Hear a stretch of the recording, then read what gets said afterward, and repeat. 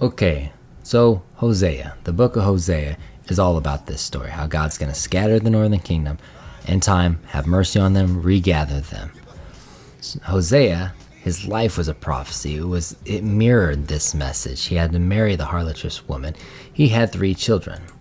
Now, their names and their lives were prophetic as well. The first child is Jezreel, which means God will sow, because God was going to sow the northern kingdom among the nations. Which, as you're probably thinking right now too, this has to do with some of the parables Christ talked about with sowing.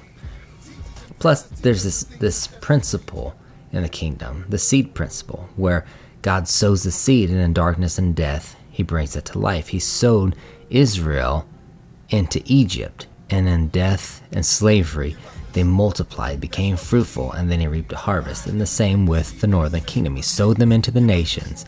In death and darkness, he grew the nation. But God will sow.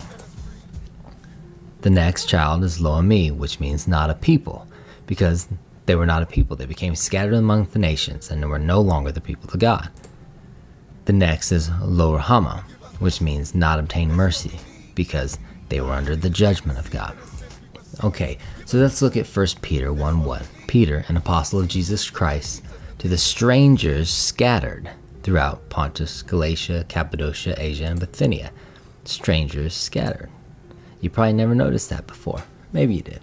1 Peter 2:10 says this, which in time past were not a people, but are now the people of God, which had not obtained mercy, but now have obtained mercy. And here's something we miss because we speak English and read in English and don't have the culture, the context. Which in time past were not a people, but are now the people of God. Speaking to the Gentiles, which had not obtained mercy, but now obtain mercy. See what he's referencing here? But we miss it. Romans 10:19. But I say, did not Israel know? First Moses saith, I will provoke you to jealousy by them that are not a people. There it is again. See, these references that in Hebrew, or into a Hebrew culture, would have made sense, but to us, we miss them. Now James, a servant of God and of the Lord Jesus Christ, to the 12 tribes which are scattered abroad. Greetings. You say, well, there's 12 here. I thought it was just the northern kingdom that was scattered. That's who God was regathering. And that was 10 tribes. Well, he was, but also you have the house of Judah and the house of Benjamin. They were scattered. Although a remnant returned became known as the Jews, a lot were scattered when Babylon took over, remember?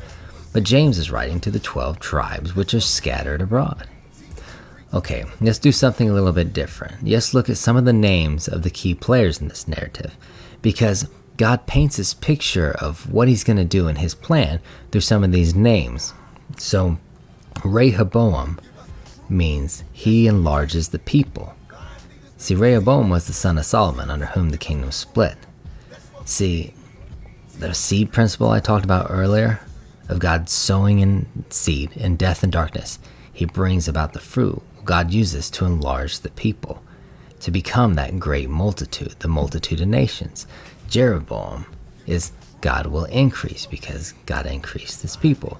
Ephraim means fruitful, because he became the multitude. Manasseh, causing to forget. When was the last time you heard any teaching like this? We've been caused to forget. And Judas means Judah. And why is that important? Well, Yehuda is Judah, and Yehuda is what they translate as Judas, but it should have just been Judah.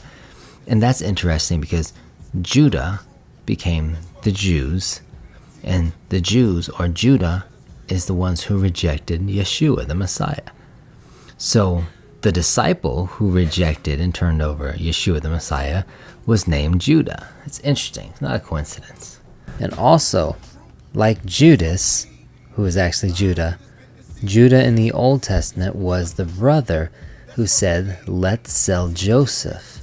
And he's the one who came up with the idea to sell Joseph off to the foreigners. And here's something too.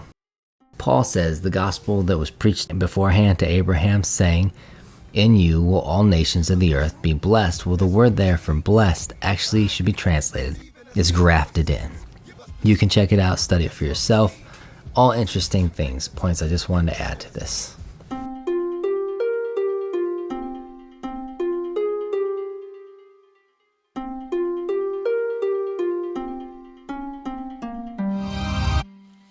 us the truth, that's what we need.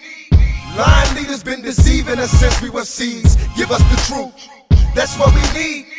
Teachers and preachers teach us the things that set us free.